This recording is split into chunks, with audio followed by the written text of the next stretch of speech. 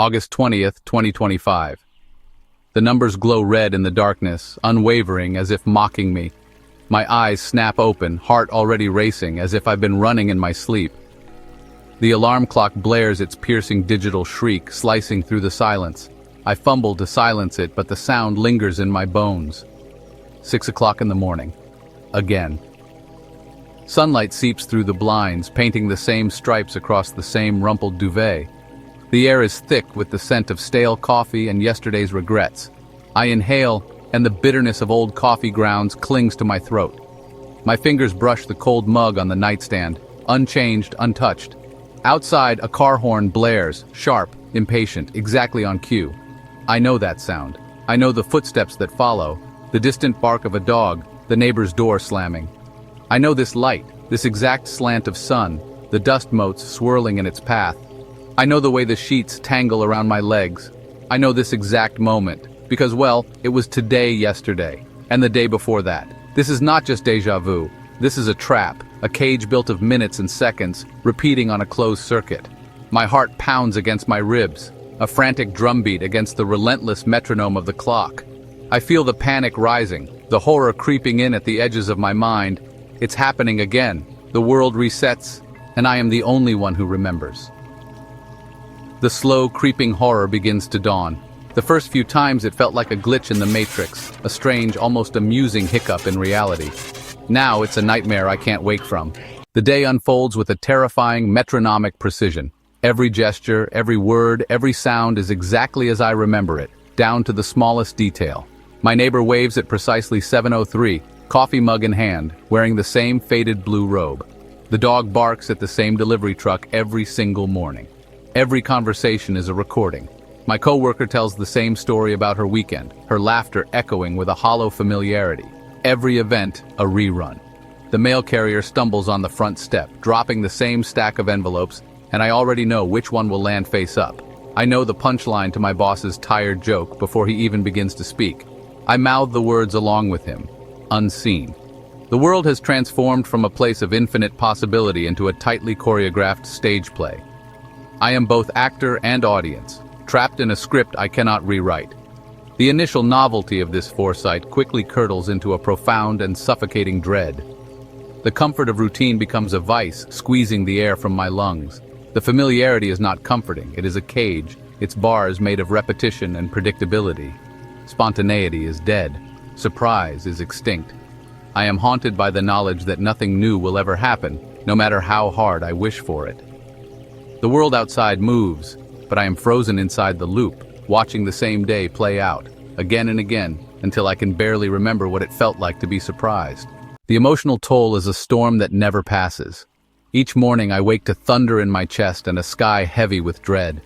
At first there is only fear, raw, electric, like an animal trapped in a cage, desperate for escape. I thrash against invisible walls, heart pounding, breath shallow, searching for a crack in the loop's armor, but fear curdles into anger. I rage at the world, at the clock, at myself, shouting into a void that never answers. My fury is a wildfire, burning bright and fast, but it leaves nothing changed. The world resets, untouched by my screams. Despair follows, heavy and suffocating. I watch myself go through the motions, a puppet on strings, numb to the repetition. Eventually, even pain fades. I become a ghost in my own life, drifting through the same day, untouched by joy or sorrow. The storm inside me quiets, not with peace, but with emptiness. I wonder if this numbness is the final mercy of the loop, or its cruelest trick. The first instinct is to break the pattern. I try everything I can think of, leaving the house at dawn, skipping breakfast, calling in sick, even taking a different route to work. Each day, I invent a new experiment, sometimes bold, sometimes subtle.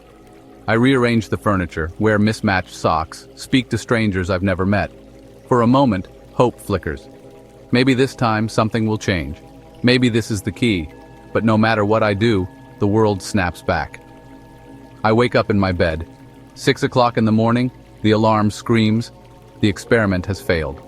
Frustration gnaws at me, but I refuse to give up. Each reset is a new chance, and I cling to the hope that one day I'll find the way out. After the despair, after the rage, a strange calm begins to settle over me. At first, it feels like emptiness, a hollow echo where hope used to be. But slowly a question emerges. If I cannot change the day, can I change myself within it? I begin to experiment. Small things at first, brushing my teeth with the other hand, taking a different route on my morning walk. Each repetition becomes an opportunity, not a sentence. I teach myself to cook a new recipe, to sketch, to play a few notes on the piano. The loop becomes less of a prison and more of a laboratory, a sandbox for self-discovery. With infinite retries and zero consequences, I have the ultimate freedom to learn, to fail, to try again. I spend weeks mastering a song on the piano, months learning to paint, years, if I choose, becoming fluent in a new language, all within the same unchanging day. The world outside remains static, but inside I am changing. I am growing.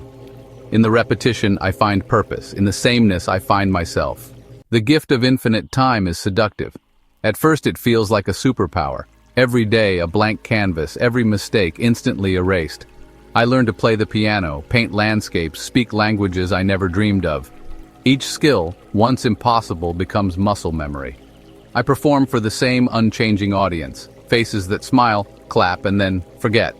Their applause is always fresh, but to me it's a recording on loop. The thrill of mastery fades.